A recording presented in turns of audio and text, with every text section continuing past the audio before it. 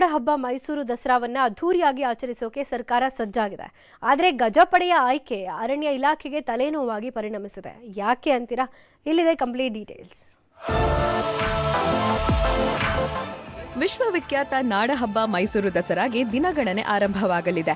August 26ರಂದು ಕಾಡಿನಿಂದ ನಾಡಿಗೆ ಗಜಪಯಣ ಆರಂಭವಾಗಲಿದೆ. ಅದಕ್ಕೆ ಬೇಕಾದ ಸಿದ್ಧತೆಗಳನ್ನು ಸಹ ಈಗಾಗಲೇ ಮೈಸೂರು ಜಿಲ್ಲಾಡಳಿತ ಮಾಡುತ್ತಿದ್ದು, ಆನೆಗಳ ಆಯ್ಕೆ ಪ್ರಕ್ರಿಯೆ ಅರಣ್ಯ ಇಲಾಖೆ ಅಧಿಕಾರಿಗಳ ನಿದ್ದೆಗೆಡಿಸಿದೆ.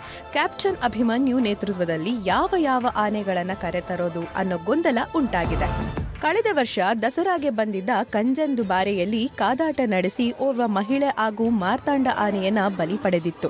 ಈ ಹಿನ್ನೆಲೆ ಈ ಬಾರಿಯ ದಸರಾಗೆ ಕಂಜನ್ ಆನೆಯನ್ನ ಕೈಬಿಡಲಾಗಿದೆ. ಮತ್ತೊಂದು ಕಡೆ ಎಲ್ಲರ ಅಚ್ಚುಮೆಚ್ಚಿನ ಭೀಮಾ ಆನೆಗೆ ಮದ ಬಂದಿತ್ತು.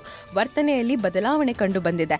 ಜೊತೆಗೆ ಶ್ರೀಕಂಠ ಆನೆ, ಹರ್ಷ ಆನೆಗೂ ಮದ ಬಂದಿದ್ದು, ಈ ಬಾರಿ ದಸರಾಗೆ ಬರುವುದೋ ಇಲ್ವೋ ಎಂಬ ಅನುಮಾನ ಮೂಡಿದೆ. ಎಲ್ಲ ಆನೆಗಳ ಚಲನವಲನಗಳ ಮೇಲೆ ಮಾವುತರು ಹಾಗೂ ಕಾವಾಡಿಗಳು ಕಣ್ಣಿಟ್ಟಿದ್ದಾರೆ.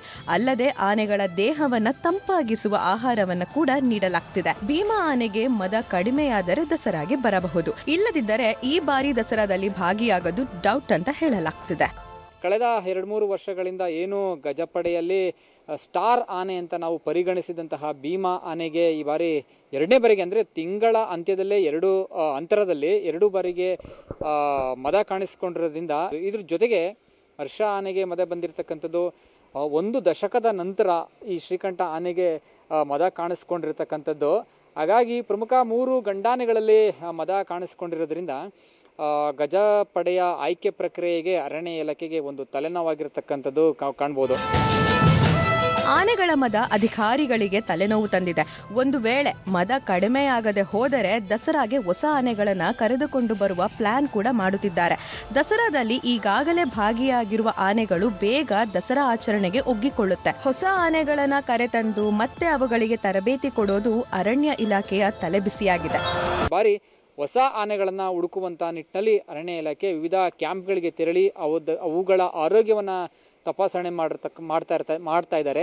ಒಟ್ಟಾರೆಯಾಗಿ ಐತಿಹಾಸಿಕ ದಸರಾಗೆ ದಿನಗಣನೆ ಆರಂಭವಾಗಿದ್ದು, ಈ ಬಾರಿ ಭೀಮಾ ಆನೆ ಬರುತ್ತಾ ಇಲ್ವಾ, ಯಾವ ಆನೆಗಳು ದಸರಾದಲ್ಲಿ ಹೆಜ್ಜೆ ಹಾಕುತ್ತೆ ಎಂಬುದನ್ನ ಕಾದು ನೋಡಬೇಕಾಗಿದೆ.